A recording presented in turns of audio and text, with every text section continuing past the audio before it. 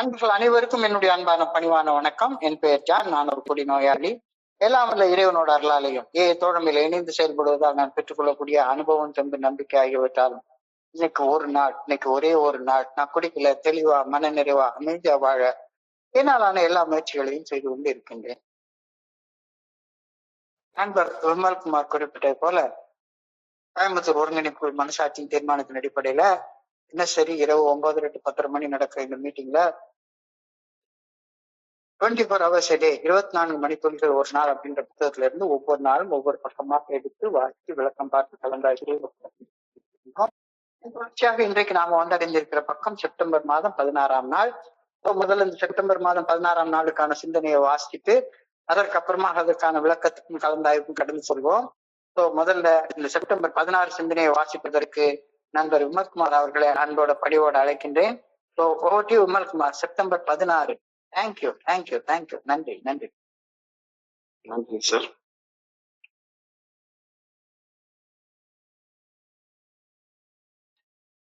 இருபத்தி 24 மணித்துளிகள் ஒரு நாள், செப்டம்பர் 16. தோழமையின் இன்றைய சிந்தனை. தோழமை பரிந்துரைக்கும் 12 படிகள் அடங்கிய மீட்படையும் செயல் திட்டம் குறித்த சுருக்கமான கல்வியை கற்க இன்று ஆரம்பிப்போம். இந்த 12 படிகள் அடங்கிய மீட்படையும் செயல் திட்டம் 5 தத்துவங்களை உள்ளடக்கியது. உறுப்பினர் தகுதி குறித்த பரிந்துரை முதல் படியில் வழங்கப்பட்டுள்ளது. 2, 3 மற்றும் 11வது படிநிலை செயல் திட்டத்தின் ஆன்மீக நெறிகளை பற்றி கூறுகின்றன. 4, 5, 6, 7 மற்றும் 10வது படிநிலைகள் அகத்தாய்வு செய்வதை அக ஒழுக்கமாக ஆக்கிக் கொள்ளுமாறு பரிந்துரை செய்கின்றன. 8 மற்றும் 9 படிநிலை பரிந்துரைகளில் வாழ்க்கை மறுசீரமைப்பு பரிந்துரைக்கப்பட்டுள்ளது. 12வது படிநிலையில் செயல் திட்டம் தரும் பலன்களை பகிர்ந்து அளித்து சக மனிதர்களுக்கு பணி செய்து கிடத்தல் என்ற பரிந்துரை செய்யப்பட்டுள்ளது. உறுப்பினர் தகுதி, ஆன்மீக அடிப்படை அகத்தாய்வு, மறுசீரமைப்பு, பணி செய்வது கிடத்தல் ஆகியனவே தோழமை பரிந்துரைக்கும் 12 படிகள் அடங்கிய மீட்படையும் செயல் திட்டத்தின் 5 தத்துவங்கள் ஆகும். அனைத்து படிநிலை பரிந்துரைகளையும் எனது வாழ்க்கையின் பாகமாக நான் ஆக்கி கொண்டு விட்டேனா? இன்றைக்கான தியானம். நான் முடிவுக்கு வரும் காலத்தில் வாழ்வது போல தோன்றினாலும் முடிவுறாத நித்தியத்திலும் வாழ்கின்றேன் என்பதுவே உண்மை. நான் இறையருள் பேராற்றலின் நல்ல ஒழுங்கான வழிகாட்டுதலுக்கு பணிந்து செயல்பட்டால் இறையருள் என்னில் உறைந்திருக்கும் நிலைத்திருக்கும் ஆன்மீக பலன்களை என் வாழ்வில் என்னாலும் வெளி முடியும். இறையருள் பேராற்றலின் நல்ல ஒழுங்கான வழிகாட்டுதலுக்கு பணிந்து செயல்பட்டால் வறண்ட நிலத்தில் பாய்ந்து ஓடும் ஜீவ நதியை போல இறையாற்றல் எனது வாழ்வின் பாய்ந்து ஓடும். ஆண்டவரின் ஆற்றலால் ஆன்மீக வாழ்வின் பலன்கள் என் வாழ்வில் பூத்து காய்த்து கனிகள் தரும். நிபந்தனையற்ற அன்பும் பணி செய்து கிடத்தலுமே அபரிமிதமான அந்த ஆன்மீக பலன்கள் ஆகும். ஆன்மீக பணிகள் முடிவுறுவதில்லை, அவை நித்தியத்திற்கும் ஆற்றப்பட வேண்டிய பணிகள் ஆகும். இந்த பூ உலகில் நமது வாழ்விலும் நாம் நிலைத்த ஆன்மீக பணிகள் செய்து கிடக்கலாம். இன்றைக்கான பிரார்த்தனை. தாகமுள்ள இடத்தில் பாயும் ஜீவநதி போல என்னுடைய வாழ்க்கை இருக்க வேண்டும் என வேண்டுகின்றேன். என் பணியை நாடும் அனைவருக்கும் நான் இலவசமாக பணி செய்து கிடக்க வேண்டும் எனவும் வேண்டுகின்றேன். சார், நன்றிங்க சார். நன்றி விமல்குமார். நண்பர்கள் அனைவருக்கும் மீண்டும் ஒரு முறை என்னுடைய அன்பான பணிவான வணக்கங்களை தெரிவித்துக் கொள்றேன். என் பெயர் ஜான். நான் குடிநோயாளி. எல்லாம் வல்ல இறைவனோட அருளாலையும் தோழமையில இணைந்து செயல்படுவதால் நான் பெற்றுக்கொள்ளக்கூடிய அனுபவம், தெம்பு ஆகியவற்றாலும் இன்னைக்கு ஒரே ஒரு நாள் நான் குடிக்கல, தெளிவா, மன நிறைவா, அமைதியா வாழ என்னாலான எல்லா முயற்சிகளையும் செய்து கொண்டிருக்கிறேன். இன்னைக்கு சிந்தனையில ஒரு குடிநோயாளி குடிநோயின் பாதிப்புகள் இருந்து மீண்டு நல்வாழ்வு வாழ தோழமை என்ன வழி சொல்லுது அப்படின்ற கருத்தை பத்தி பகிர்ந்திருக்காங்க. தோழமை சொல்லக்கூடிய வழி, மீட்படையும் வழி 12 பட்டியல் அடங்கிய மீட்படையும் செயல் திட்டம் மட்டும்தான். தோழமையுடைய பெரிய புத்தகம் ஆல்கஹாலிக்ஸ் அனானிமஸ் என்ற பெரிய புத்தகத்துல பரிந்துரை செய்யப்பட்டிருக்கு. இந்த 12 படிகள் அடங்கிய மீட்படையும் செயல் திட்டம் தான் பரிந்துரை செய்யப்பட்டுள்ளது. இந்த செயல் திட்டத்தின் மைய கரு என்ன அப்படின்னு சிந்திக்க இன்றைய சிந்தனை நம்மை அழைக்கின்றது. முதல்ல ஒரு குடிநோயாளி குடிநோயின் பாதிப்புகள்ல இருந்து மீண்டு வரணும்னா ஒரு குடிநோயாளி தன்னை ஒரு குடிநோயாளின்னு முழு மனசோட ஒத்துக்கணும் தானே. எனக்கு ஒரு பிரச்சனை இருக்கு அப்படின்னு ஒத்துக்காத மனுஷங்கிட்ட என்ன சொன்னாலும் பிரயோஜனமே கிடையாது. எனக்கு பிரச்சனை இருக்குன்னு ஒத்துக்காம, எனக்கு ஒரு பிரச்சனையும் இல்லை, நான் நல்லா தான் இருக்கேன் அப்படின்ற ஒரு நண்பர்கிட்ட எவ்வளவு பகிர்ந்து கொண்டாலும் அது செவிடங்காதுல ஒரு சங்கு மாதிரி தான் இருக்கும். வாழ்க்கையில ஒரு நகைச்சுவையான உதாரணம், எனக்கு ஒரு நல்ல நெருங்கிய நண்பர், தொலைமையில ஆரம்ப காலகட்டத்துல ரொம்ப நல்ல நெருங்கிய நண்பர்.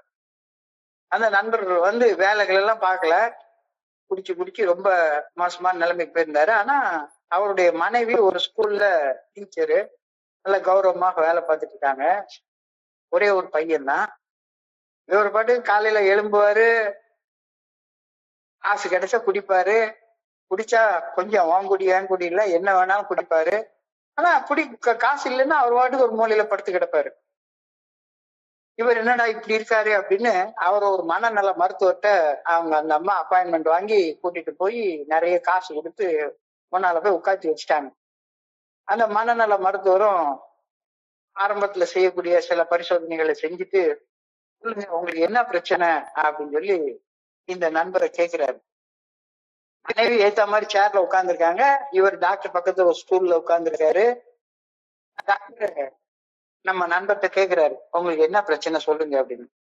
நண்பர் சொல்றாரு, எனக்கு என்ன டாக்டர் பிரச்சனை, ஒரு பிரச்சனையும் கிடையாது, நான் நல்லா இருக்கேன், என் மனைவி நல்லா வேலை பாக்குறாங்க, பையனை படிக்க வைக்கிறாங்க, எனக்கு சோறு போடுறாங்க, சாயங்காலமான காசு இருந்தா குடிப்பேன், காசு இல்லைன்னா நான் பாட்டுக்கு படுத்து தூங்கிட்டு இருப்பேன், என்ன பிரச்சனை, ஒரு பிரச்சனையும் இல்லை அப்படின்னு சொல்லி சொல்றாரு. இந்த மாதிரி தன்னுடைய நோய் என்ன, தனக்கு என்ன பிரச்சனை இருக்கு அப்படின்னு கூட ஒப்புக்கொள்ளாத ஒரு மனுஷனை குடிநோயின் பாதிப்புகள்ல இருந்து வெளியே கொண்டு வர முடியுமா என்ன? முதல்ல குடிநோயின் பாதிப்புகள்ல இருந்து மீண்டு வரணும்னா ஒரு குடிநோயாளி தன்னை ஒரு குடிநோயாளின்னு முழு மனசோட ஒத்துக்கிடணும்ன்ற தானே.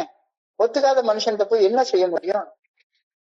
ஸோ ஃபர்ஸ்ட் ஸ்டெப், முதல் படிநிலை, ஃபர்ஸ்ட் ஸ்டெப், ஒருவன் தன்னையே குடிநோயாளி என்று ஒப்புக்கொள்ளும் பரிந்துரை முதல் ஸ்டெப்ல சொல்லப்பட்டிருக்கிறது. நாங்கள் மதுவின் முன் சக்தியற்று இருந்ததை ஒப்புக்கொண்டோம், அதனால் எங்களது வாழ்க்கை கட்டுப்பாடுக்கு மாறி போய் இருந்தது அப்படின்னு ஒப்புக்கொள்ற வேலை முதல் படியில பரிந்துரை செய்யப்பட்டுள்ளது. இந்த ஒப்புக்கொள்தல் தோழமையில ஒரு குடிநோயாளி வந்து இணைவதற்கான அடிப்படை தகுதி. ஆனா ஒரு குடிநோயாளி என்று ஒப்புக்கொள்ளாத மனுஷனை தலைக்கு என்னன்னால மாற்ற முடியாது. தன்னை ஒரு குடிநோயாளி என்று ஒரு மனிதன் ஒப்புக்கொள்வதுதான் தோழமையில அந்த நண்பர் வந்து இணைவதற்கான அடிப்படை தகுதி. ஒருவர் தன்னையே குடிநோயாளி அப்படின்னு ஒப்புக்கொள்ளாம தோழமையில வந்து இணைய முடியவே முடியாது தானே. தோழமையில இணையாம தோழமை பரிந்துரைக்கக்கூடிய மற்ற 11 படிநிலை பரிந்துரைகளை வாழ்க்கையா வாழ்ற அதை பத்தி நினைச்சு கூட பார்க்க முடியாது. பிரச்சனையே இல்லைன்ற மனுஷன் என்னத்த சொல்றது இருக்கு? நான் நல்லா தான் இருக்கேன், எனக்கு ஒரு பிரச்சனையும் இல்லை, எல்லாத்தையும் விட நல்லா சந்தோஷமா வாழ்க்கையை என்ஜாய் பண்ணி வாழ்ந்து கொண்டிருக்கிறேன் அப்படின்னு சொல்லக்கூடிய ஒரு மனுஷனுக்கு தோழமை என்ன செய்ய முடியும்? ஒன்னும் செய்ய முடியாது. சோ தோழமையில வந்து இணைவதற்கான அடிப்படை தகுதி ஒரு நண்பர் தன்னைத்தானே ஒரு குடிநோயாளி அப்படின்னு ஒப்புக்கொள்ளலைன்னா தோழமையில வந்து இணைய எப்படி முடியும்? இணையலைன்னா தோழமை பரிந்துரைக்கக்கூடிய மற்ற 11 படிகளை எப்படி வாழ்க்கையாக வாழ முடியும்? சோ நான் ஒரு குடிநோயாளி, நான் குடிநோயால மிக மோசமாக பாதிக்கப்பட்டு இருக்கிறேன் அப்படின்னு முதல் படியில ஒப்புக்கொண்டு தோழமையில இணைவதற்கு முழுமையான நேர்மை தேவைப்படுகிறது. Absolute honesty, rigorous honesty. முழுமையான நேர்மை இல்லாம ஒரு நண்பர் தன்னைத்தானே குடிநோயாளி அப்படின்னு ஒப்புக்கொள்ள முடியாது. வேற எதுவுமே தோழமையில இணையறதற்கான தேவையே கிடையாது. தோழமையில இணையறதற்கு காசு பணம் தேவையில்லை, சந்தா கட்ட தேவையில்லை, டெபாசிட் கட்ட தேவையில்லை. குடிநோயின் பாதிப்புகள் இருந்து மீண்டு வாழணும் அப்படின்ற சாதாரணமான ஆசை இருந்தா போதும், தோழமையில வந்து இணைஞ்சுக்கலாம். இதுதான் தோழமையில இணைவதற்கான ஒரே ஒரு தகுதி. குடிநோயின் பாதிப்புகள் இருந்து மீளணும் அப்படின்ற ஆசை மனசுல வரணும்னா நான் முதல்ல குடிநோயால மிக மோசமாக பாதிக்கப்பட்டு இருக்கிறேன் அப்படின்றத ஒப்புக்கொண்டால் மட்டும்தானே தோழமையில வந்து இணையவே முடியும். இந்த ஒப்புக்கொள்தல், அட்மிட்டன்ஸ் இத முதல் படிநிலையில சொல்றோம். சோ முதல் படிநிலை தோழமையில உறுப்பினர் ஆவதற்கான அடிப்படை தகுதியை குறிக்குது. நான் ஒரு குடிநோயாளி அப்படின்னு ஒப்புக்கொள்றது. அந்த இல்ல, கட்டுப்பாடு இல்ல, இறந்த அணுகுமுறை, எவ்விதமான கண்காணிப்பும் கிடையாது. இதை நான் தெளிவா புரிஞ்சுக்கணும். இது முதல் அம்சம். பணம் கொடுக்க வேண்டாம். யாரு இங்க ஏக்கு வந்து நீ 7:30 மணிக்கு வர்றியா, 8:30 மணிக்கு வர்றியா, தோழமையோட 12 படிகள் அடிக்குமே செயல் திட்டத்தை ஃபாலோ பண்றியா இல்லையா அப்படின்னு உடனே கண்காணிக்க போறதே கிடையாது. அப்ரோச், திறந்த அணுகுமுறை, எவ்விதமான கண்காணிப்பு இங்க கிடையவே கிடையாது. இதை நான் முதல்ல தெளிவா புரிஞ்சுக்கணும். இது ஃபர்ஸ்ட் அம்சம். நான் என்னையே ஒரு குடிநோயாளி அப்படின்னு முழுமையாக ஒப்புக்கொண்டு தோழமையில இணைஞ்சதுக்கு அப்புறமாக எந்த ஒரு மனித சக்தியும், அறிவு சார்ந்த எந்த வகையான செயல்பாடும் என்னை குடிநோயின் பாதிப்புகள் இருந்து மீட்க முடியவே முடியாது. பேராற்றலை நாடினால் மட்டுமே குடிநோயின் பாதிப்புகள் இருந்து என்னால மீட்கப்பட முடியும். இந்த ஆன்மீக கருத்து அழுத்தம் திருத்தமாக தோழமையில கூறப்படுகின்றது. நான் வந்து ஒத்துக்கிட்டேன், என்ன ஒரு குடிநோயான்னு ஒத்துக்கிட்டேன், தோழமையில வந்து இணைஞ்சிட்டேன். இணைஞ்சதுக்கு அப்புறமாக அடுத்தது என்னுடைய மனித அறிவு, என்னுடைய சொந்த மனோதிடம், வில் பவர், இந்த மனோதிடத்தால, அறிவாற்றலால, என்னுடைய சொந்த முயற்சிகளால என்னால குடிநோயின் பாதிப்புகள் இருந்து மீண்டு வர முடியவே முடியாது. இறையர் பேராற்றலை நாடினால் மட்டுமே குடிநோயின் பாதிப்புகள் இருந்து மீட்கப்பட முடியும் அப்படின்ற ஒரு ஆன்மீக கருத்து அழுத்தம் திருத்தமாக சொல்லப்படுகிறது. என்னையா அது? என்னை ஒரு மனுஷனாவே நினைக்க மாட்டீங்களா? மனித சக்தியால முடியலன்னா வேற எந்த சக்தியால முடியும்? மனுஷ சக்தி தானே வேணும் அப்படின்னு என்னுடைய அறிவு சொல்லுது. நான் என்னுடைய அறிவால என்னை இயக்கவில்லை. என்னை விட உயர்ந்த சக்தி, என்னை விட உயர்ந்த ஒரு ஆற்றல் எனக்குள்ளார அருவமாக மறைவாக இருந்து என்னை இயக்குகின்றது அப்படின்ற மறை உண்மைய 100% ஏற்றுக்கொள்ளும் போது நான் மன தெளிவோடு வாழ முடியும் அப்படின்ற நம்பிக்கையை வந்தடைகின்றேன். இது 2வது படி.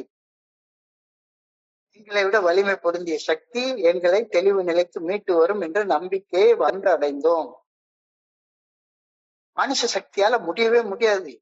நீ LWவே ஸ்பான்சரா எடுத்துக்கிட்டாலும் சரிதான், அல்லது புத்தரை ஸ்பான்சரா எடுத்துக்கிட்டாலும் சரிதான், அல்லது ஜீசஸ் கிரைஸ்டே ஸ்பான்சரா எடுத்துக்கிட்டாலும் சரிதான், அல்லது ஆதி சிவனே உனக்கு ஸ்பான்சரா வந்து கிடைச்சாலும் சரிதான். நீ அறிவாற்றலால அவங்களுடைய போதனைகளை எல்லாம் கேட்டு நான் குணமடைஞ்சிருவேன் அப்படின்னு சொல்லி நினைச்சேன்னா ஒன்றுமே நடக்க போறது இல்லை. நான் என்னுடைய அறிவால என்னை இயக்கவில்லை, என்னை விட உயர்ந்த ஒரு ஆற்றல் எனக்குள்ளார அருவமாக மறைவாக இருந்து என்னை இயக்குகின்றது அப்படின்ற மறை உண்மையை 100% ஏற்றுக்கொள்ளும் போது நான் மனத்தெளிவுடன் வாழ முடியும் அப்படின்ற நம்பிக்கையை வந்து அடைகின்றேன். இது 2வது படி.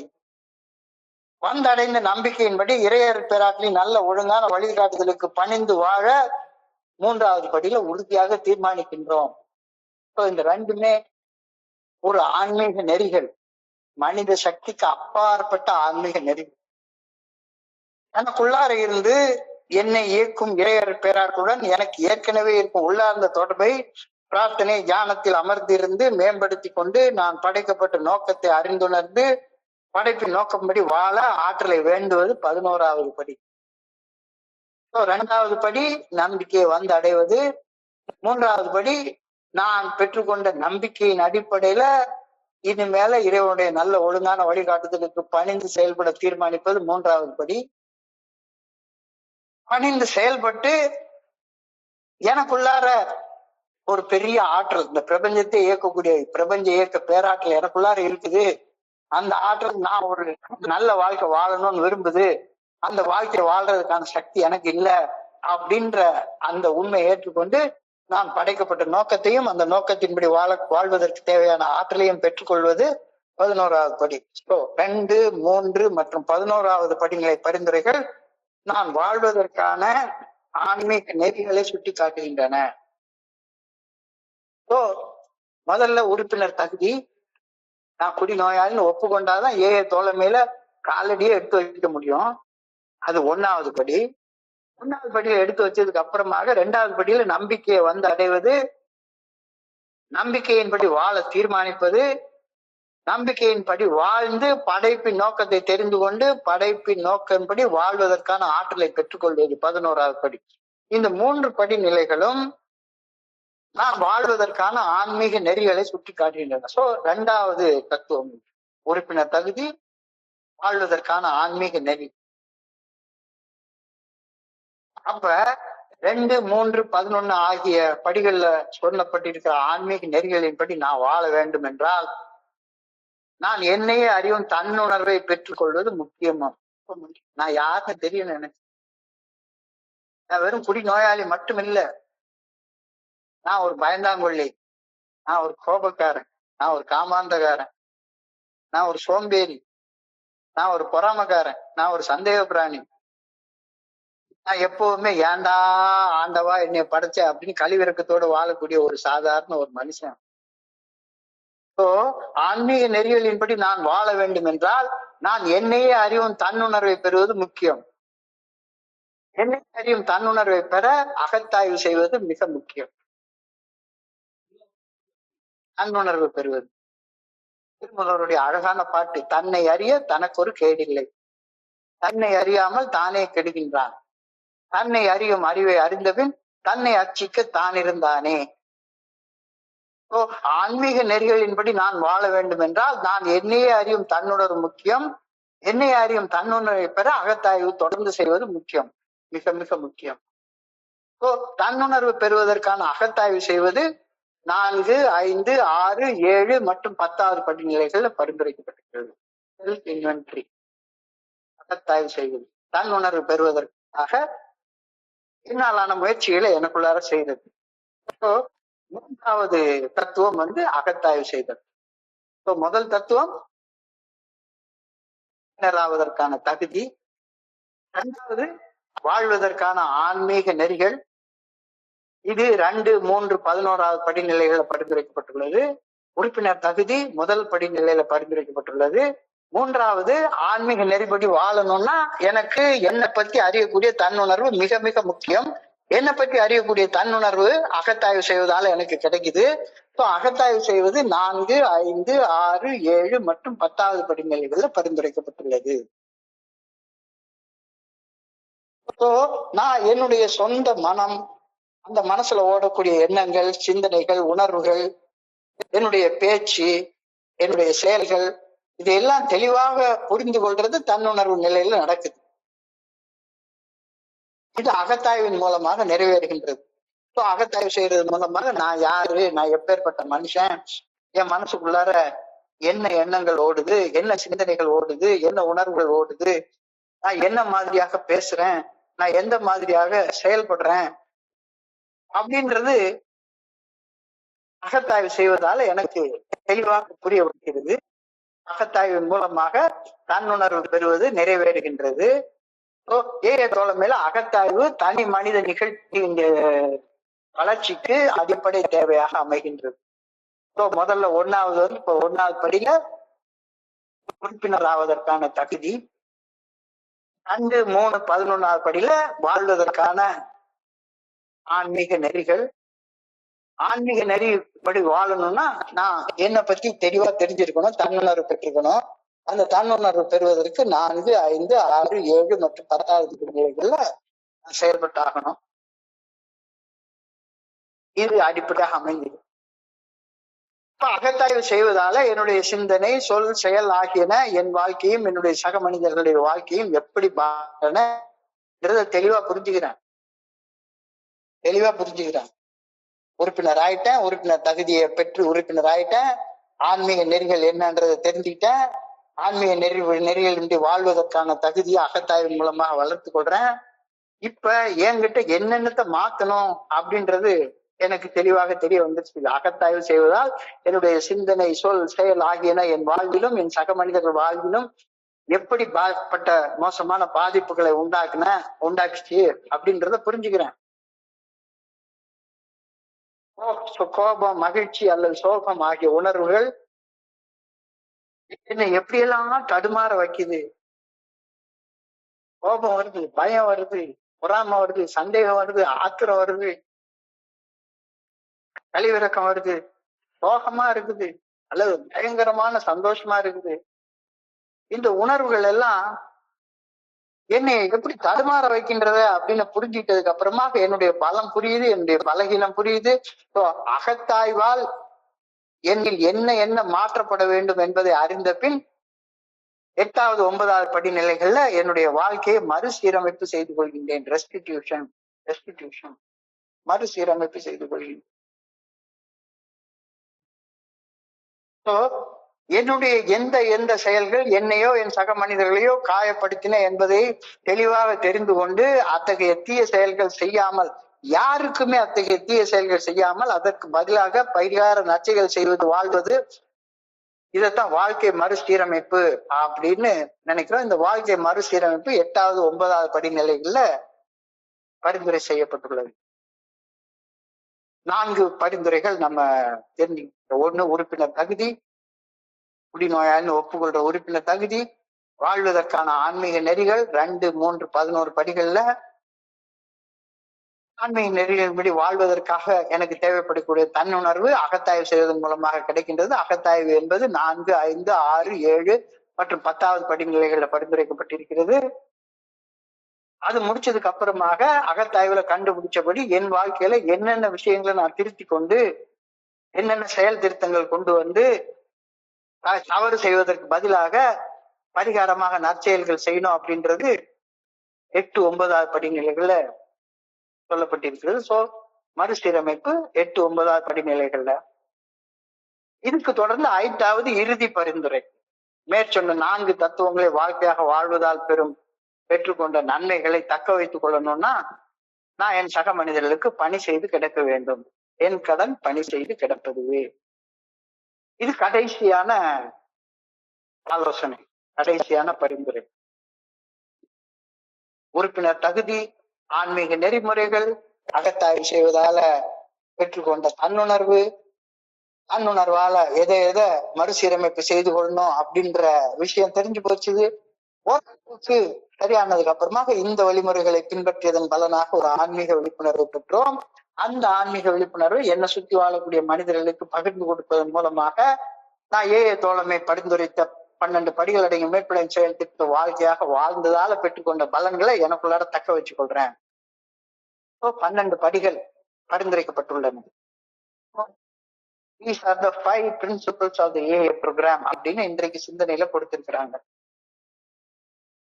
These are the 5 principles. 5 முக்கியமான தத்துவங்கள். என்ன 5 முக்கியமான தத்துவங்கள்? மறுபடியும் தொகுத்து பார்ப்போம்.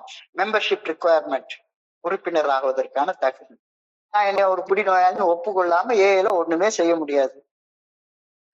என்னை ஒரு குடிநோயாளி என்று ஒப்புக்கொள்வது உறுப்பினர் ஆவதற்கான ஒரு தகுதி. இது முதல் படிநிலையில பரிந்துரைக்கப்பட்டிருக்கிறது. 2வது, 3வது, 11வது படிகள்ல வாழ்வதற்கான ஆன்மீக நெறிகள், பிரின்சிபிள்ஸ் கொடுக்கப்பட்டிருக்கிறது. நம்பிக்கையை அடைவது, அடைந்த நம்பிக்கையின்படி வாழ தீர்மானிப்பது, வாழ்வதற்கான ஆற்றலை பெற்றுக்கொண்டு வாழ்வது. பிரார்த்தனை மற்றும் தியானத்தின் மூலமாக நாங்கள் புரிந்து கொண்ட இறைவனிடம் உள்ளார்ந்த தொடர்பை வளர்த்து கொண்டு எங்களுக்காக அவன் சித்தம் என்னவென்று அறிந்து கொண்டு அந்த சித்தப்படி வாழ்வதற்கான ஆற்றலை பெற்றுக்கொண்டு வாழ்வது. வாழ்வதற்கான ஆன்மீக நெறிகள் 2, 3, 11வது படிகள்ல தெளிவாக குறிப்பிடப்பட்டிருக்கிறது. ஆன்மீக நெறிகள் தெரிஞ்சு போச்சுன்னா ஆன்மீக நெறிகளின்படி வாழ்வதற்கு தன்னுணர்வு பெறுவது ரொம்ப அவசியம். தன்னை அறிய தனக்கு ஒரு கேடில்லை, தன்னை அறியாமல் தானே கெடுகின்றான், தன்னை அறியும் அறிவை அறிந்த பின் தன்னை அர்ச்சிக்க தான் இருந்தானே. தன்னுணர்வு பெறுவதற்கான அகத்தாய்வு செய்வது 4, 5, 6, 7 மற்றும் 10வது படிநிலைகள்ல பரிந்துரைக்கப்பட்டிருக்கிறது. இது 3வது தத்துவம்.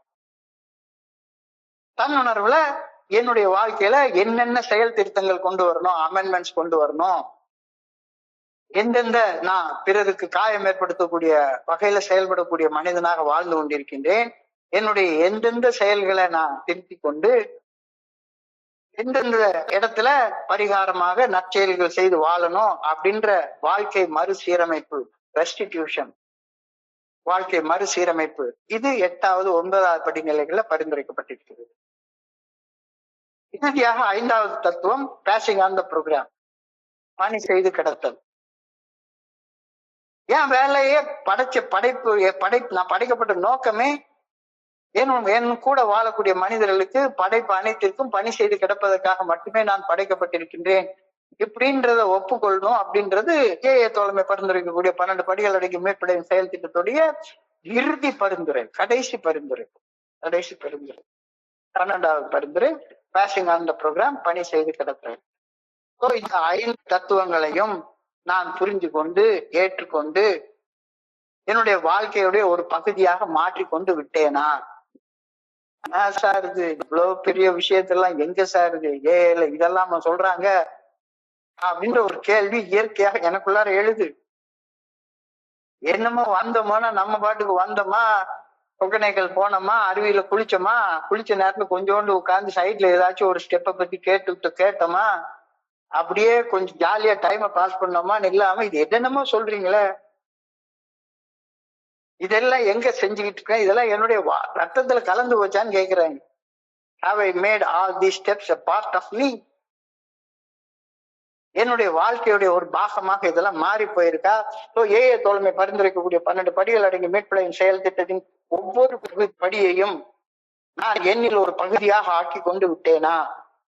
இந்த 12 படிகள் அடங்கிய மீட்படையும் செயல் திட்டம் என்னுடைய வாழ்வின் உயிர் துடிப்போட ஒரு பகுதியாக மாறிவிட்டதா? என்ன சார் இதெல்லாம் மாறல அப்படிலாம் நான் வாழணும்னு நினைக்கவே இல்லை அப்படின்னு சொன்னா சரி, இதுக்காக தான் வர்றோம், வேற எதுக்காக வரல. பொழுதுபோக்குற இடம் கிடையாது. இங்க நாம ஏதாச்சும் என்டர்டெயின்மெண்ட்டுக்காக எல்லாம் நம்ம வரல. இங்க வந்திருக்கிறது இந்த தத்துவங்களை வாழ்க்கையாக வாழ்வதற்காக மட்டும்தான் வந்திருக்கோம். 1 வருஷம் ஆச்சு, 2 வருஷம் ஆச்சு, 3 வருஷம் ஆச்சு, 10 வருஷம் ஆச்சு, 20 வருஷம் ஆச்சு, 30 வருஷம் ஆச்சு, 50 வருஷம் ஆச்சு, இன்னமும் இது என்னுடைய ரத்தத்துல கலக்கல அப்படின்னு சொன்னா நான் வர்றதுல ஏதோ ஒரு கோளாறு இருக்குன்னு தானே அர்த்தம். அப்ப இன்னைக்கு தியானத்துக்கு இன்னைக்கு தியானத்துக்கு கடந்துச்சோம். இந்த 12 படிகள் அடங்கிய மீட்படையும் செயல் திட்டம் குறிப்பிட்ட காலம் வாழ்ந்து விட்டு அவற்றை கைவிட்டு விடலாம் அப்படின்ற ஒரு செயல் திட்டம் கிடையாது. இந்த இப்ப எல்லாம் படிப்போம்ல, பிஏ படிக்கிறேன் அல்லது பிஇ படிக்கிறேன், எம்பிபிஎஸ் படிக்கிறேன், ஒரு 5 வருஷம் படிச்ச உடனே அல்லது 3 வருஷம் படிச்ச உடனே எனக்கு ஒரு டிகிரி கொடுப்பாங்க, அவ்வளவுதான் படிச்சது முடிஞ்சு போச்சு அப்படின்ற மாதிரி செயல் திட்டம் இது கிடையாது. வந்தேன், 3 வருஷம் படிச்சேன், பிஏன்னு போட்டுக்கிட்டேன், பேச்சுலர் ஆஃப் ஆர்ட்ஸ் அப்படின்ற டிகிரியை வாங்கிட்டேன், எனக்கு பேருக்கு பின்னால ஒரு டிகிரியை போட்டுக்கிட்டேன், அது மாதிரி வந்தேன், ஒரு மெடல் வாங்கினேன், என் பேருக்கு பின்னால ஏன்னு ஒரு டிகிரியை போட்டுக்கிட்டு இருக்கிற மாதிரி காலத்தால் வாழ்ந்து விட்டு அவ்வளவுதான் முடிச்சுக்கிற ஒரு செயல் திட்டம் இது கிடையாது அப்படின்னு சொல்லி தெளிவாக சொல்றாங்க. இந்த 12 படிகள் அடங்கிய மேற்படையும் செயல் திட்டம் ஒரு குறிப்பிட்ட காலம் வாழ்ந்து விட்டு பின் அவற்றை விட்டு வாழும் ஒரு செயல் திட்டம் அல்ல. We seem to live the steps not only in time but also in eternity. இந்த வார்த்தை உள்ள ரத்தத்தோட கலக்க வேண்டிய வார்த்தை. We seem to live the steps not only in time but also in eternity. காலத்துடன் வாழ்வது, அதிகாரத்தோட நான் தினமும் நகர்வதை போன்ற ஒரு வாழ்க்கை கிடையாது. வந்தோம், செஞ்சோம், போனோம் அப்படின்ற வாழ்க்கை கிடையாது. இது நித்தியத்தில் வாழ்வது. நித்தியத்தில் வாழ்வு என்பது அன்பு, உண்மை, நம்பிக்கை போன்ற ஒருபோதும் முடிவடையாத பண்புகளை தொட்டு வாழ்வதாகும். இந்த மனநிலை நமது அன்றாட தேர்வுகளோடு நிகழ்காலத்தையும் தாண்டிய ஒரு ஆழமான அர்த்தத்தை அளிக்கின்றது அப்படின்னு சொல்றாங்க. சோ இந்த வழிமுறைகளை வாழும் போது இது திஸ் இஸ் நாட் செஞ்சு முடிச்சுட்டு அவ்வளவுதான் முடிஞ்சு போற ஒரு கதை கிடையாது. திஸ் இஸ் எட்டர்னல், நித்திய வாழ்வு அப்படி சொல்றாங்கல்ல, நித்திய வாழ்வு, எட்டர்னல் லைஃப், முடிவடையாத வாழ்க்கை. இந்த வார்த்தைய இன்னைக்கு கிட்டத்தட்ட ஒரு 2 மணி நேரம் யோசிச்சிருப்பேன். எனக்கு இந்த வார்த்தையுடைய அர்த்தம் புரியவே இல்லை. We seem to live not only in time but also in eternity அப்படின்றது தியானத்துடைய முதல் வார்த்தை. நான் காலத்தையும் நித்தியத்தையும் புரிந்து கொள்ள, காலம் என்பது மனுஷனுக்கு தான், கடவுளுக்கு காலம் கிடையாது. காலத்தை கடந்து நிற்பவர், காலத்தை வென்றவன் நீ, காவியமானவன் நீன்னு ஒரு பாட்டு பாடுவாங்க எம்ஜிஆருக்கு. காலத்தையும் நித்தியத்தையும் புரிந்து கொள்தல். We seem to live not only in time but also in eternity அப்படின்ற வார்த்தை இன்னைக்கு தியானத்துடைய முதல் வரியா கொடுக்கப்பட்டிருக்கிறது. என்னடா இது, இவ்வளவு பெரிய வார்த்தையை ரொம்ப சர்வசாதாரணமா எழுதி வச்சிருக்காங்க. காலத்தையும் நித்தியத்தையும் புரிந்து கொள்தல். காலம் ஓடிக்கொண்டிருக்கும் கடிகாரம், முதுமை மற்றும் நிலையற்ற விஷயங்கள். காலம் மாறிக்கிட்டே இருக்கும். இப்ப இன்னைக்கு எனக்கு வயசு 70. 20 வயசுல ஓடின மாதிரி என்னால இப்ப ஓட முடியாது. ஓடிக்கொண்டிருக்கும் கடிகாரம், முதுமை மற்றும் நிலையற்ற விஷயங்கள். ஆனா நித்தியம் என்பது அழிவற்றது. நான் என்னுடைய கெட்ட குணங்கள் மாறக்கூடியதான நல்ல குணங்கள் எனக்குள்ளார வந்துட்டா, நல்ல குணங்கள் மற்றும் இறையறு பேராற்றல் ஆகியவற்றின் நிலையான விழுமியங்கள், நிலையான மதிப்புகள் நித்தியமானது, மாறவே மாறாது. இன்னைக்கு அன்போட செய்யப்படும் சிறிய சிறிய செயல்கள் நித்தியமான மதிப்பை கொடுக்கின்றன. நான் செய்யக்கூடிய செயல் இன்னைக்கு 9:30 மணி ஆனா இந்த மீட்டிங்கை நம்ம முடிச்சிருவோம்.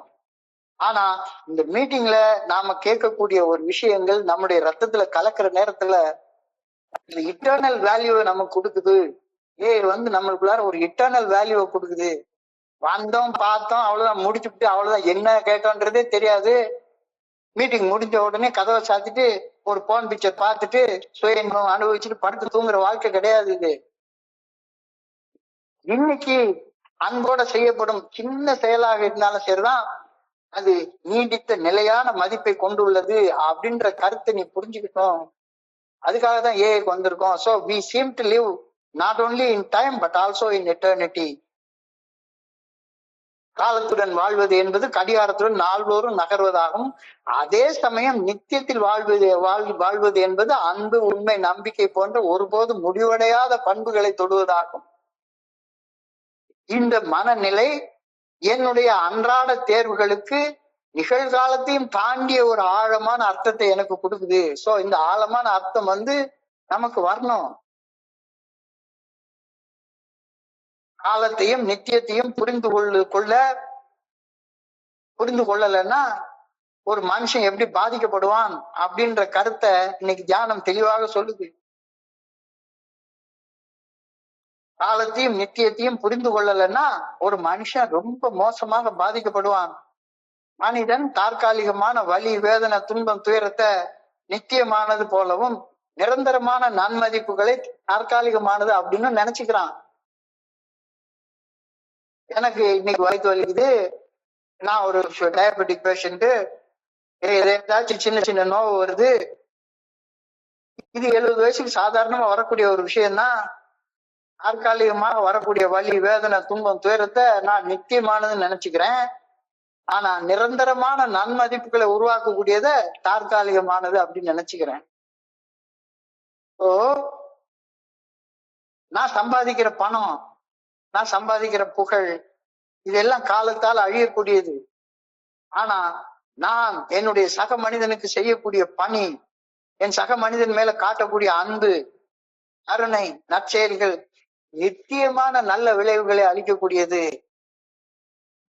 நித்தியமான நல்ல விளைவுகளை அளிக்கக்கூடியது. நிகழும் இக்கணம் நித்தியமான ஒரு நிறைவை, அமைதியை, நிம்மதியை தன்னகத்தை கொண்டுள்ளது.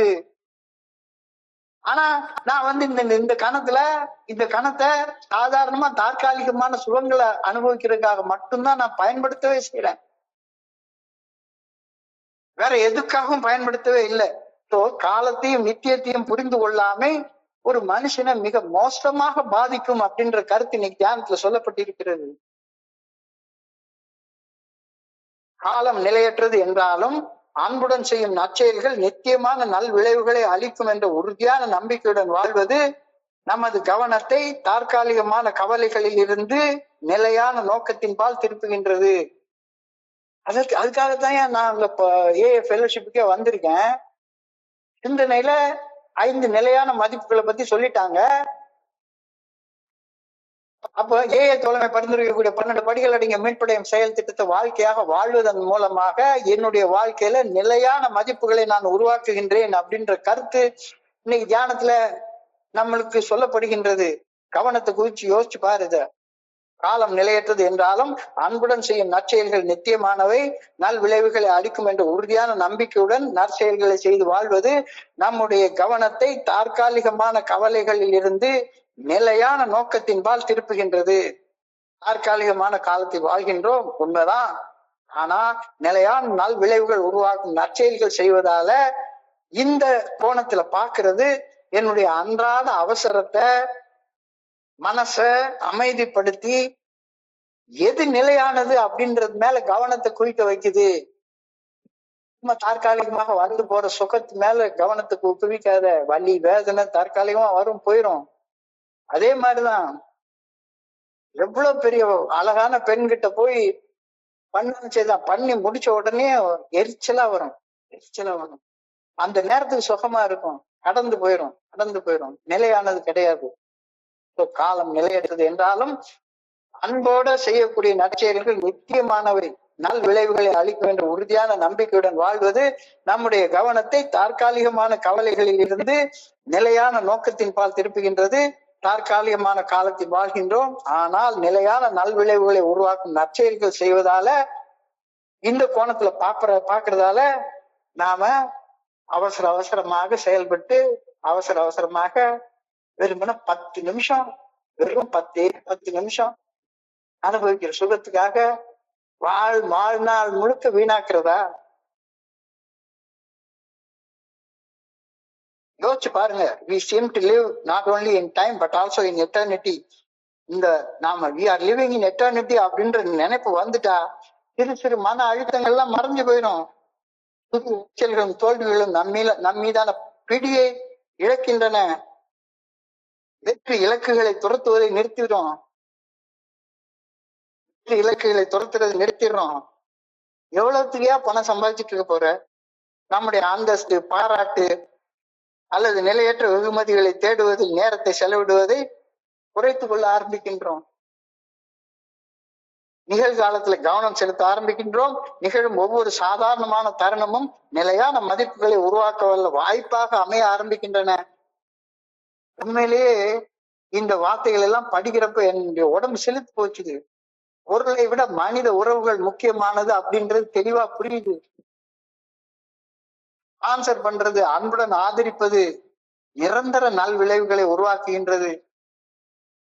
நோக்கத்தோட பணி செய்து கிடக்கிறது நிரந்தரமானது. நான் முடிவுக்கு வரும் காலத்துல வாழ்வது போல தோற்றம் தந்தாலும் கூட முடிவுறாத நித்திய நல் விளைவுகளை உருவாக்கும் நித்தியத்திலும் வாழ்கின்றேன் என்பதுதான் உண்மை. நான் செத்து போயிடுவேன், கண்டிப்பாக என்னுடைய உடல் ஒரு நாளைக்கு அழியும். ஆனா நான் செய்யக்கூடிய நல்ல விளைவுகள் இருந்துகிட்டே இருக்கும். இன்னைக்கும் நாம காலத்தை 2ஆக பிரிச்சு ஜீசஸ் கிரைஸ்ட் ஞாபகத்துல வச்சு பாக்குறோம், புத்தர் ஞாபகத்துல வச்சு பாக்குறோம், திருவள்ளுவரை நினைக்கிறோம், திருமூலரை நினைக்கிறோம். அவங்க வாழ்ந்த காலம் முடிஞ்சு போச்சுது. ஆனா முடிவுறாத நித்திய நல் விளைவுகளை உருவாக்கி நித்தியத்துல அவங்க வாழ்ந்து கொண்டிருக்கிறார்கள் அப்படின்றதுதான உண்மை. நான் இறையருள் பேராற்றின் நல்ல ஒழுங்கான வழிகாட்டுதலுக்கு பணிந்து செயல்பட்டால் இறையருளின் ஆற்றல் என்னுடைய செயல்கள்ல வெளிப்படும். இதெல்லாம் என்னுடைய ஆற்றலால, மனித மூளையால எல்லாம் செய்யல.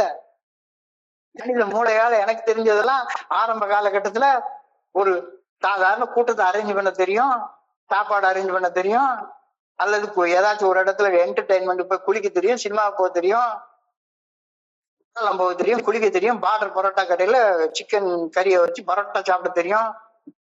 ஆனால் இறையருள் பேராற்றின் நல்ல ஒழுங்கான வழிகாட்டுதலுக்கு பணிந்து செயல்பட்டால் வறண்ட நிலத்தில் பாய்ந்து ஓடும் ஒரு ஜீவ நதியை போல இறையருள் பேராற்று என் வாழ்விலும் நித்தியமாக பாய்ந்து ஓடும். ராத்திரி கேட்கிற நேரத்துல உடம்பெல்லாம் சிலிர்க்கலையா? If I abide with the good orderly direction of God, He abides with me. நான் இறைவனுடைய நல்ல ஒழுங்கான வழிகாட்டுதலோடு ஒன்றித்து இருந்தால் இறைவனுடைய ஆற்றல் என்னோட ஒன்றித்து இருக்கும். I may bring forth spiritual fruits which last eternally. With the good orderly direction of God, our lives can flow as some calm river through the dry lands of earth. சாதாரண வார்த்தைகள் இல்ல, கொஞ்சம் ஆழமாக சிந்திச்சு பாருங்க. சும்மா வந்தோம் பெஞ்சை தேய்ச்சோம் போனோன்ற வாழ்க்கை கிடையாது. இறையர் பேராற்றின் நல்ல ஒழுங்கான வழிகாட்டுதல் என்னுடைய மனசாட்சியின் மூலமாக எனக்கு வெளிப்படுத்தப்படுகின்றது. இந்த நல்ல ஒழுங்கான வழிகாட்டுதலுக்கு பணிந்து என்னுடைய வாழ்க்கையை வாழ்வது எனது வறண்ட வாழ்க்கையை அமைதியான ஒரு ஜீவ நதியாக மாற்றுகின்றது. இந்த தெய்வீக பிரவாகம் என்னை சுற்றி வாழும் சக மனிதர்களின் ஆன்மா செழித்து வளர நீர் பாய்ச்சுகின்றது. நிபந்தனையற்ற அன்புடன் பணி செய்து வாழும் போது நிலையான நன்மைகள் என் வாழ்க்கையில நிலைத்து இருக்க ஆரம்பிக்கின்றன. நான் என்ன நினைக்கிறேன், நிலை இல்லாத ஒரு நாளைக்கு பிரியாணி சாப்பிடுறது, ஊர் சுத்துறது, இவ்வளவுதான் எனக்கு தெரிஞ்ச வாழ்க்கை. இறையர் பேராற்றின் நல்ல ஒழுங்கான வழிகாட்டுதல் என்னுடைய மனசாட்சியின் மூலமாக எனக்கு வெளிப்படுத்தப்படுகின்றது. இந்த நல்ல ஒழுங்கான வழிகாட்டுதலுக்கு பணிந்து என்னுடைய வாழ்க்கையை வாழ்வது எனது வறண்ட வாழ்க்கையை அமைதியாக ஓடும் ஒரு ஜீவ நதியாக மாற்றுகின்றது. இந்த தெய்வீக பிரவாகம் என்னை சுற்றி வாழும் என் சக மனிதர்களின் ஆன்மா செழித்து வளர நீர் பாய்ச்சுகின்றது. நிபந்தனையற்ற அன்புடன் பணி செய்து வாழும் போது நிலையான நன்மைகள் என் வாழ்க்கையில நிலைத்து இருக்க ஆரம்பிக்கின்றன. இதை நான் சொல்லல, இன்னைக்கு தியானத்துல சொல்லியிருக்காங்க. வாழ்வின் பரபரப்பான நாட்களில் இறையர் பேராற்றின் அமைதியை மனதுக்குள்ளார நானே உருவாக்கி கொள்கின்றேன். இறையர் பேராற்றின் நிபந்தனையற்ற அன்பு வாழ்வின் பெருமையை அல்லது சோகங்களை சரி செய்கின்றது. அன்பு செயல்கள் பணி செய்தல் ஆகியன இயல்பாக எனக்குள்ளார வெளிப்படுகின்றன. ஒரு நாள் எனக்கு நேரம் போறதே தெரியாதுங்க, சத்தியமா தெரியாதுங்க. காலையில இருந்து தனியா உட்கார்ந்துட்டு இருக்கேன்னா பேரு, அதாவது ரிட்டையர் ஆனதுக்கு அப்புறம் நீங்க ரொம்ப தனியா இருக்கீங்க அப்படின்னு. நான் தனியாகவே இல்லை. எல்லாரையும் ராத்திரி சந்திக்கணும் அப்படின்றதுக்காக இந்த புத்தகத்தை எடுத்து படிக்கிற நேரத்துல இவ்வளவு பெரிய விஷயங்களை என் வாழ்க்கையில இருக்கிறப்ப நான் எப்படி தனியாக இருப்பேன்? வாழ்க்கை அபரிமிதமான வளமையாக மாறுகின்றது. ஆன்மீக பணி என்பது நிலையற்ற நாட்களை கடந்து நித்தியத்தின் மீது கவனம் செலுத்துவதாகும். நான் செய்யக்கூடிய பணி அவ்வளவுதான், இன்னைக்கு நாள் முடிஞ்சு போச்சுது, இன்னைக்கு எப்படியானாலும் கொஞ்ச நேரத்துல மீட்டிங்கை முடிச்சிருவோம். நான் இந்த உலகத்துல ஒரு நித்திய மனப்பான்மையோட வாழும் போது என்னுடைய தினசரி தேர்வுகள் குறுகிய கால சுகங்களை தேடுவதில் இருந்து மாறி நீடித்த நன்மை, அன்பு மற்றும் அமைதியை கட்டி எழுப்பக்கூடிய தேர்வுகளாக மாறுகின்றன. நீடித்த குல நலன்களை மதித்தல். டெம்டேஷன் வரத்தான் செய்து, சோதனைகள் வருது, எவ்வளவோ உடல் நோய்கள் இருக்கு. அதையெல்லாம் கடந்து என்னால நிலைத்த அமைதியோட வாழ முடியுது, நோக்கத்தோட வாழ முடியுது. Spiritual work may be done for eternity, not just for now. இப்ப அவ்வளவுதான் செஞ்சுட்டோம் முடிஞ்சு போச்சு அப்படின்றதே கிடையாது. ஒவ்வொரு நாளும் spiritual work may be done in eternity, not just for now. Even here on earth, we can live as though our lives are eternal. I pray that I may try to make my life like a cool river in a thirsty land. தாகமுள்ள இடத்தில் பாயும் ஜீவ நதி போல என்னுடைய வாழ்க்கை இருக்க வேண்டும் என வேண்டுகின்றேன். இது கேட்கிறோமா? இது ஏன் அப்படி ஜீவ நதி போல இருக்கணும்னு கேட்டோம்னா பைத்தியகாரத்தனமான சிந்தனை. ஆனா இன்னைக்கு பிரேயர்ல கேட்கிறாங்க, தாகமுள்ள இடத்தில் பாயும் ஜீவ நதி போல என்னுடைய வாழ்க்கை இருக்க வேண்டும் என வேண்டுகின்றேன். I pray that I may give freely to all who ask for my help. என் பணியை நாடும் அனைவருக்கும் நான் இலவசமாக பணி செய்து கிடக்க வேண்டும் எனவும் வேண்டுகின்றேன். இதெல்லாம் ராத்திரி 10:30 மணிக்கு பேசுற சிந்தனையா? ஆனா இன்னைக்கு சிந்தனையை கொடுத்துருக்குறாங்க. இன்றைய சிந்தனையை தொகுத்து பார்த்தோம்னா, இன்னைக்கு ஒரு குடிநோயாளி குடிநோயின் பாதிப்புகள்ல இருந்து மீண்டு நல்வாழ்வு வாழ 12 படிகள் அடங்கிய மீட்பு செயல் திட்டம் பரிந்துரை செய்யப்பட்டுள்ளது. அந்த செயல் திட்டத்தை 5 தத்துவங்களாக இன்னைக்கு பிரிக்கிறாங்க. முதல் படி மெம்பர்ஷிப் ரிக்வயர்மெண்ட், உறுப்பினர் தகுதியை குறிக்குது. என்ன ஒரு குடிநோயாளி அப்படின்னு ஒப்புக்கொண்டா மட்டும்தான் நான் ஏஏல இணையவே முடியும். ஸோ 2வது படியில அடி எடுத்து வைக்கணும்னா முதல் படியில ஏறணும், உறுப்பினராக மாறணும். மெம்பர்ஷிப் ரிக்குவயர்மெண்ட், உறுப்பினர் தகுதி முதல் படியில குறிக்கப்பட்டுள்ளது. அதற்கு அப்புறமாக நம்பிக்கையை வந்து அடைதல், நம்பிக்கையின்படி வாழ தீர்மானித்தல், அப்படி வாழ்வதற்கான ஆற்றலை பெற்று ஆற்றலோடு வாழ்தல். இது 2, 3, 11 ஆகிய படிகள்ல வாழ்வதற்கான ஆன்மீக நெறிகள் கொடுக்கப்பட்டுள்ளன. இப்ப முதல் படியில ஏறிட்டேன், 2வது, 3வது, 11வது படிகள்ல என்ன ஆன்மீகம்னா என்னன்றதை புரிஞ்சுக்கிறேன். இப்போ ஆன்மீக வாழ்க்கை வாழணும், ஆன்மீக நெறிகளின்படி நான் வாழ வேண்டும் என்றால் நான் என்னையே அறியும் தன்னுணர்வு பெறுவது முக்கியம். தன்னுணர்வு பெற அகத்தாய்வு செய்வது முக்கியம். அகத்தாய்வு செய்யணும்னா தன்னுணர்வு வேணும். தன்னை அறிய தனக்கு ஒரு கேடில்லை, தன்னை அறியாமல் தானே கெடுகின்றான், தன்னை அறியும் அறிவை அறிந்தபின் தன்னை அர்ச்சிக்க தான் அறிந்தானே. அகத்தாய்வு செய்வது, பர்சனல் இன்வென்டரி எடுக்கிறது 4, 5, 6, 7, 10 படிகளில் சொல்லப்பட்டிருக்கிறது. இப்போ நான் என் வாழ்க்கையில எதை மாத்திக்கிறணும், எதை மறுசீரமைப்பு செய்து கொள்ளணும், ரெஸ்டியூஷன் பண்ணணும் அப்படின்னு 4வது தெரிஞ்சு கொள்றேன். 8, 9வது படிகள்ல 4வது தத்துவம் ரெஸ்டிடியூஷன், வாழ்க்கை மறுசீரமைப்பு நடக்குது. இதையெல்லாம் மாத்தினதுக்கு அப்புறமாக எனக்குள்ளார ஒரு நல்ல மனநிலை உருவாகுது. அந்த மனநிலையை தக்க வச்சுக்கணும்னா I have to pass on the message. பணி செய்து கிடக்கணும், பணி செய்து கிடக்கணும். இந்த 5 தத்துவங்களும் என்னுடைய பிளட்ல கலந்துருச்சா, இல்ல சும்மா உட்காந்து ஒர்க் ஷாப் அட்டன் பண்ணி பேசிக்கிட்டே இருக்கிறேனா? உடனே நீயே அகத்தாய்வு செய்து பார்த்துக்கோ. Have I made all these steps a part of me? தோழமை பரிந்துரை 12 படிகள் அடங்கிய மீட்புடைய செயல் திட்டத்தின் ஒவ்வொரு படியையும் நான் எண்ணில் ஒரு பகுதியாக ஆக்கி கொண்டு விட்டேனா? இந்த 12 படிகள் அடங்கிய மீட்புடைய செயல் திட்டம் என்னுடைய வாழ்வின் உயிர் துடிப்பின் ஒரு பகுதியாக மாறிட்டா? மாறலன்னா நீ டெம்பரரி லைஃப் தான் வாழ்ந்து கொண்டிருக்கிற. இந்த 12 படிகள் அடங்கிய மீட்புடைய செயல் திட்டம் ஒரு குறிப்பிட்ட காலம் வாழ்ந்து விட்டு பின் அவற்றை விட்டு விட்டு வாழும் ஒரு செயல் திட்டம் அல்லவே அல்ல. We seem to live the steps not only in time but also in eternity. இது இன்னைக்கு தியானத்துடைய முதல் வார்த்தை. புரிஞ்சு கொள்ள ரொம்ப ரொம்ப கடினமான வார்த்தை. We seem to live not only in time but also in eternity. காலம் ஓடிக்கொண்டே இருக்கும், கடிகாரம் ஓடிக்கொண்டே இருக்கும், கேலண்டர்ல தேதியை கிழிச்சுக்கிட்டே இருப்போம். வயசு 70 ஆகும், உடம்பு கொஞ்சம் கொஞ்சமா முதுமை அடைந்து கொண்டே இருக்கும். ஆனா ஆன்மா, நற்குணம் மற்றும் இறையர் பேராற்றல் ஆகியவற்றின் நிலையான விளிம்பு என்பது ஒரு நாள் மாறவே மாறாது. காலத்தை கடந்து நிற்போம், காலத்தை கடந்து நிற்போம். இன்னைக்கு அன்போடு செய்யப்படும் சிறிய சிறிய செயல்கள் நிலையான நீடித்த மதிப்புகளை கொண்டிருக்க வேண்டும். இல்ல சும்மா போனோமா, நல்ல ஊர் சுத்தணும், சாப்பிட்டோம், இதெல்லாம் அப்படி அப்படியே மறந்து போயிடும், அப்படி அப்படியே மறந்து போயிடும். காலத்தையும் நித்தியத்தையும் புரிந்து கொள்ளாம ஒரு மனுஷனுடைய வாழ்க்கையை பாழ்படுத்திடும். மனிதன் தற்காலிகமான வலி, வேதனை, துன்பம், துயரத்தை நித்தியமானது அப்படின்னும், தற்காலிகமாக அனுபவிக்கக்கூடிய சுகங்களை நித்தியமானதுன்னும், நிரந்தரமான நன்மதிப்புகளை தற்காலிகமானதுன்னும் நினைச்சுக்கிறான். செல்வம் காலத்தால் அழியக்கூடியது, ஆனா கருணை, அன்பு, நற்செயல்கள் நித்தியமான நல்விளைவுகளை உருவாக்க வல்லவை. நிகழும் இக்கணம் நித்தியமான ஒரு நினைவை, ஒரு அமைதியை, ஒரு நிம்மதியை, தன்னகத்தை கொண்டுள்ளது.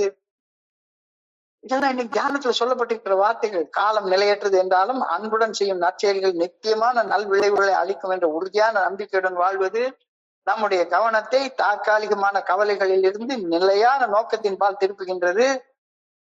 தற்காலிக காலத்தில் வாழ்கின்றோம் உண்மைதான், ஆனால் நிலையான நல்விளைவுகளை உருவாக்கும் நற்செயல்களை செய்தால் மட்டும்தான் உன்னுடைய வாழ்க்கைக்கு ஒரு மதிப்பு இருக்கும். இந்த கோணத்துல நீ பார்த்தன்னா அவசர அவசரமாக எல்லாம் வாழ மாட்ட. இன்னைக்கு எனக்கு கொடுத்திருக்கிற நாள், இந்த நண்பர்களுடைய மனசுல ஒரே ஒரு கருத்தையாச்சும் நெத்தி போட்டுல ஆணி அடிச்ச மாதிரி ஏத்தணும். வாழ்க்கையில யோசிச்சு பாருங்க, சின்ன சின்ன மன அழுத்தங்கள் எதனால வருது, எதனால வருது? சிறிய எரிச்சல்கள், தோல்விகள், இதெல்லாம் எதுக்கு? நான் தற்காலிக காலத்துல வாழ்ந்து கொண்டிருக்கிறதுனால தானே வருது. நிலையா என்னுடைய செயல்கள் நிலைத்திருக்கக்கூடிய விஷயங்களுக்கு போயிடுச்சு அப்படின்னு சொன்னா சிறு சிறு மன அழுத்தங்கள் மறைகின்றன. வெற்றி இலக்குகளை துரத்துறதை நிறுத்தி விடுகின்றோம். நிகழ்காலத்துல கவனம் செலுத்த ஆரம்பிக்கின்றோம். பொருளை விட மனித உறவுகள் முக்கியமானது அப்படின்றது புரியுது. ஸ்பான்சர் பண்றது, அன்புடன் ஆதரிப்பது என்பது நிரந்தரமான நல்விளைவுகளை உருவாக்குறதுன்றது புரியுது. நோக்கத்தோட பணி செய்து கிடப்பது நிரந்தரமானதுன்றது புரியுது. நாம் முடிவுக்கு வரும் காலத்தில் வாழ்வது போல தோன்றினாலும் முடிவுறாத நித்திய நல்விளைவுகளை உருவாக்கும் நித்தியத்தில் வாழ்கின்றோம் என்பதுதான் உண்மை. If I abide with the good orderly direction of God, He abides in me. We may bring forth spiritual force which lasts for eternity. If we live with the good orderly direction of God, our lives can flow as some calm river through the dry lands of earth. நான் இறையர் பேராட்டின் நல்ல ஒழுங்கான வழிகாட்டுதலுக்கு பணிந்து செயல்பட்டால் இறையர் பேராட்டில் என் செயல்களின் மூலமாக வெளிப்படும். இறையர் பேராட்டின் நல்ல ஒழுங்கான வழிகாட்டுதலுக்கு பணிந்து செயல்பட்டால் வறண்ட நிலத்தில் பாய்ந்து ஓடும் ஒரு ஜீவ நதியை போல என்னுடைய வாழ்க்கை இருக்கும். வாழ்வின் பரபரப்பான நாட்களில் இறையர் பேராட்டின் அமைதி எனக்குள்ளார உருவாகும். இறையர் பேராட்டின் நிபந்தனையற்ற அன்பு என்னுடைய வெறுமைய சோகத்தை சரி செய்திடும். நான் செய்யக்கூடிய செயல்கள் என்னை சுத்தி வாழக்கூடிய சக மனிதர்களுடைய வாழ்க்கையில ஒரு ஜீவ நதி போல ஓடும். ஒன்றாடி கூட நான் ஒரு ஜீவ நதியாக ஓடல அப்படின்னு சொன்னா நான் என்ன வாழ்க்கை வாழ்ந்துட்டு இருக்கேன்றதை யோசிச்சு பார்க்க சொல்றாரு. Spiritual work may be done for eternity, not for just now. Even here on earth, we can live as though our real lives are eternal. தாராளமா வாழலாம். அப்படி வாழ்றதுக்காக பிரார்த்தனை பண்ணேன். I pray that I may try to make my life like a cool river in a thirsty land. எல்லா மனிதர்களுக்கு ஏதாச்சும் ஒரு தாகம் இருக்கு. எங்கடா ஏதாச்சும் கிடைக்காதான்னு தேடித்தானே எல்லாரும் இங்க வந்து பண்ணிட்டு இருக்கோம். ஆனா புரியல மறுபடியும் ஊர் சுத்துறதுக்கும் சோறு திங்கிறதுக்கும் பயன்படுத்தணுமா ஒரு மண்ணங்கட்டையும் கடைசி வரைக்கும் புரியாது. மேம்படுத்திக்கிறதுக்கு வராம நீ நிலையான மதிப்புகள் உள்ள செயல்களை செய்யாம அடுத்தவங்களுக்கு நான் பாடம் சொல்லி கொடுக்குறேன்னு வந்தேன்னா நீ ஒரு ஜீவ நதியாக இருக்க போறதே கிடையாது. நீ ஒரு ஜீவ நதியாக முதல்ல மாறு. தாகமுள்ள இடத்தில் பாயும் ஜீவ நதி போல என்னுடைய வாழ்க்கை இருக்க வேண்டும்னா இளைய தோழமை பரிந்துரைக்கக்கூடிய 12 படிகள் அடங்கும் மீட்படையும் செயல் திட்டத்தை ரத்தத்தோட கலத்துக்கணும். I pray that I may give freely to all who ask for my help. என் பணியை நாடும் அனைவருக்கும் இலவசமாக பணி செய்து கிடக்க வேண்டும் என ஆண்டவனை நான் பணியோடு வேண்டிக் கொள்கின்றேன். அதாவது உண்மையிலேயே இன்னைக்கு சிந்தனையை படிக்கிறப்ப அந்த ஒரு வார்த்தை we seem to live not only in time but also in eternity. அவ்வளவுதான் வாழ்க்கை. என்னைக்கா ஒரு நாளைக்கு சாவ போறோம், சாவறதுக்காண்டி தான் வாழ்றோம் அப்படின்னு. அப்பதான் என்னுடைய குருஜி சொன்ன வார்த்தை ஞாபகத்துக்கு வருது. வாழ்ந்துட்டு செத்து போடா ஏன்டா செத்து வாழ்ற அப்படின்னு சொல்லி கேட்பாரு. செத்து வாழ்ற இது கிடைக்குமா அது கிடைக்குமா? ஒரு நண்பர் சொன்னார், சார் கொடைக்கானல்ல சூப்பரா இருந்துச்சுதான் சார், 3000 ரூபாய் இல்ல சார், என்னால போக முடியல சார், நான் ஒரு வட்டிக்காச்சும் வாங்கிட்டு போயிடணும்னு பார்த்தேன். ஏன் we should live not only in time but also in eternity. இருக்கிற கடவுளை பாக்குறதுக்கு மேல உச்சி மேல ஏறி நின்று பார்த்தா தான் கடவுள் தெரியாருன்னு. கடவுள் வானத்துல இருக்காரு, மேல உச்சியில ஏறி நின்று பார்த்தா தான் தெரியும் அப்படின்னு சொல்லி கேட்டா இருக்கிற இடத்துல இருந்து அண்ணாந்து பாரியா, இமயமலை என்ன மிஞ்சி போனா ஒரு 8 கிலோமீட்டர் உயரத்துல இருக்கு, அவ்வளவுதானே.